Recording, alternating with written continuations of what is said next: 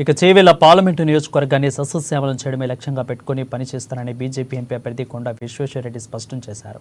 Chevella parliament నియోజకవర్గానికి BJP అభ్యర్థి విశ్వేశ్వరరెడ్డి ప్రత్యేక మేనిఫెస్టోని విడుదల చేశారు.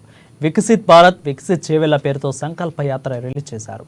ఇక రైతుల సంక్షేమమే ధ్యేయంగా పనిచేస్తారని వివరించారు. మోడీ 10 ఏళ్ల పాలన చూసి ఓటు వేయాలని ప్రజలను కోరారు.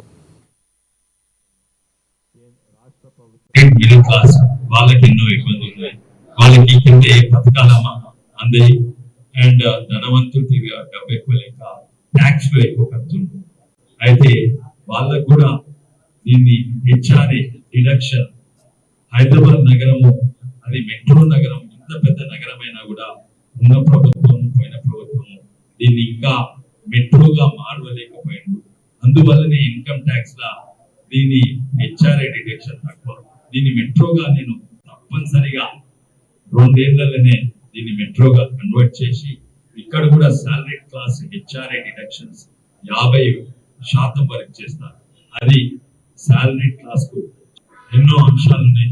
ఇక్కడ కూరగాయలు ఎక్కువ పండిస్తారు, అందుకే నేను ఇక్కడ అన్నిట్ల పెద్ద ఫుడ్ ప్రాసెసింగ్ తీసుకొస్తాను.